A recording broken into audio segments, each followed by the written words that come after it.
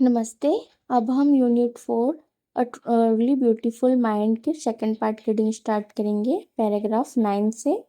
One of the famous papers of 1905 was Einstein's special theory of relativity, according to which time and distance are not absolute. Indeed, two perfectly accurate clocks will not continue to show the same time if they come together again. After a journey, if one of them has been moving very fast relative to the other. From this followed the world's most famous formula, which describes the relationship between mass and energy. 1905 के मशहूर papers में से एक Einstein की special theory of relativity थी, जिसके अनुसार समय और दूरी एब्सोल्यूट नहीं है। असल में दो एकदम सही घड़ियां अगर एक सफर के बाद फिर से एक साथ आ जाएं, तो वही समय नहीं दिखाएगी। अगर उनमें से एक दूसरी के मुकाबले बहुत तेज चल रही हो। इसी से दुनिया का सबसे मशहूर फॉर्मूला निकला, जो मास और एनर्जी के बीच का रिश्ता बताता है। E is equals to mc square. In this mathematical equation, E stands for energy, M for mass, and C for the speed of the light in a vacuum, about 3 lakh kilometre पर second. इस mathematical equation में E का मतलब energy, M का मतलब मास और C का मतलब है वैक्यूम में लाइट की स्पीड, लगभग 3 लाख किलोमीटर प्रति सेकेंड है। When you sit with a nice girl for 2 hours, it seems like 2 minutes. When you sit on a hot stove for 2 minutes, it seems like 2 hours. That's relativity. Albert Einstein. जब आप किसी अच्छी लड़की के साथ 2 घंटे बैठते हैं तो यह 2 मिनट जैसा लगता है। जब आप 2 मिनट के लिए गर्म स्टोव पर बैठते हैं तो यह 2 घंटे जैसा लगता है। यही रिलेटिविटी है। Albert Einstein. 10. While Einstein was solving the most difficult problems in physics, his private life was unraveling. Albert had wanted to marry Mileva right after finishing his studies, but his mother was against it. She thought Mileva, who was 3 years older than her son, was too old for him. She was also bothered by Mileva's intelligence. She is a book like you, his mother said. Einstein put the wedding off. जब Einstein physics की सबसे मुश्किल समस्याओं को हल कर रहे थे, तब उनकी निजी जिंदगी बिखर रही थी। अल्बर्ट अपनी पढ़ाई पूरी करने के तुरंत बाद मिलेवा से शादी करना चाहते थे, लेकिन उनकी माँ इसके खिलाफ थी। उन्हें लगता था कि मिलेवा, जो उनके बेटे से 3 साल बड़ी थी, उनके लिए बहुत ज्यादा उम्र की थी। उन्हें मिलेवा की बुद्धिमत्ता से भी परेशानी थी। उनकी माँ ने कहा, वह तुम्हारी तरह ही एक किताब है। आइंस्टीन ने शादी टाल दी। 11. The pair finally married in January 1903 and had 2 sons, but a few years later the marriage faltered. Mileva, meanwhile, was losing her intellectual ambition and becoming an unhappy housewife. After years of constant fighting, the couple finally divorced in 1919. Einstein married his cousin Elsa the same year.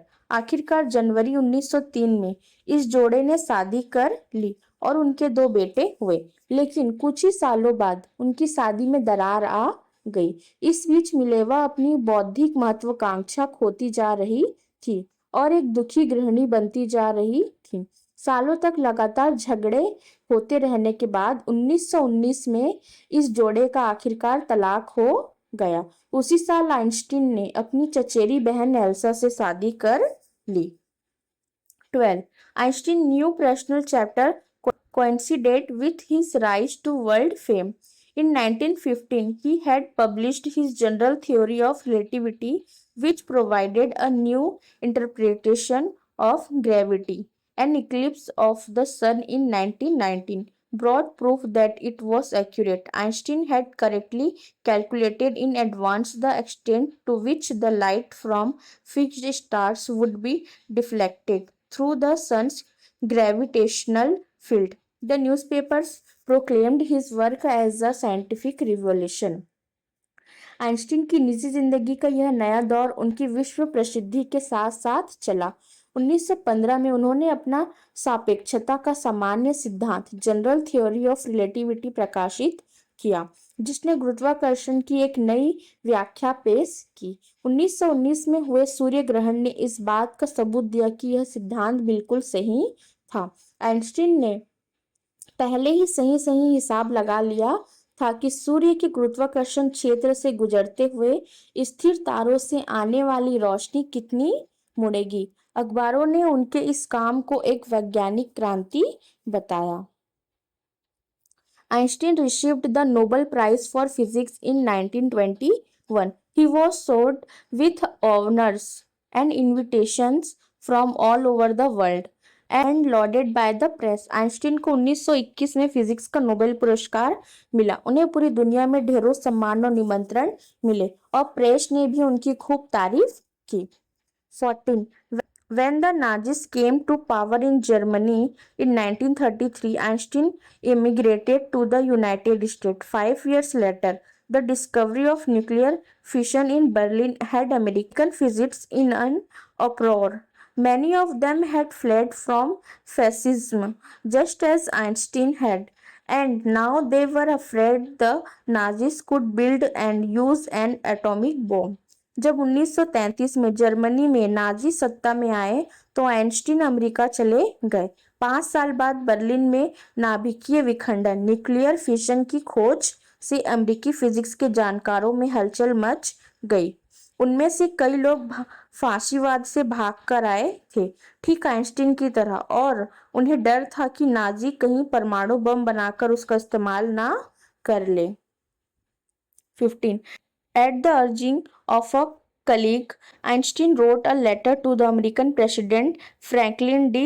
Roosevelt on 2 August 1939, in which he warned a single bomb of this type exploded in a port might very well destroy the whole port together with some of the surrounding territory. His words did not fail to have an effect. The Americans developed the atomic bomb in a secret project of their own and dropped it on the Japanese cities of Hiroshima and Nagasaki in August 1945. एक सहकर्मी के कहने पर Einstein ने 2 अगस्त 1939 को अमेरिकी राष्ट्रपति Franklin D Roosevelt को एक पत्र लिखा, जिसमें उन्होंने चेतावनी दी, इस तरह का एक भी बम अगर किसी बंदरगाह में फटता है तो वह पूरे बंदरगाह को साथ ही उसके आसपास के कुछ इलाकों को भी पूरी तरह तबाह कर सकता है।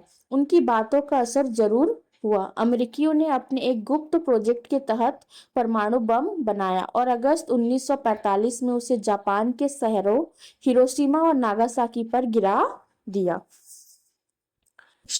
Einstein was deeply shaken by the extent of the destruction.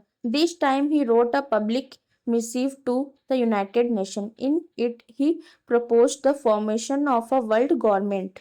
Unlike the letter to Roosevelt, this one made no impact, but over the next decade, Einstein got ever more involved in politics, agitating for an end to the arms buildup and using his popularity to campaign for peace and democracy. तबाही की इस भयानक हद को देखकर Einstein अंदर तक हिल गए। इस बार उन्होंने संयुक्त राष्ट्र को एक खुला पत्र लिखा। इसमें उन्होंने एक विश्व सरकार बनाने का प्रस्ताव रखा। रूजवेल्ट को लिखे पत्र के विपरीत इस पत्र का कोई असर नहीं हुआ, लेकिन अगले 10 सालों में आइंस्टीन राजनीति में और भी ज्यादा सक्रिय हो गए।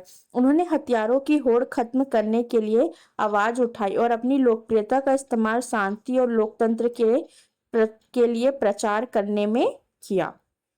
17.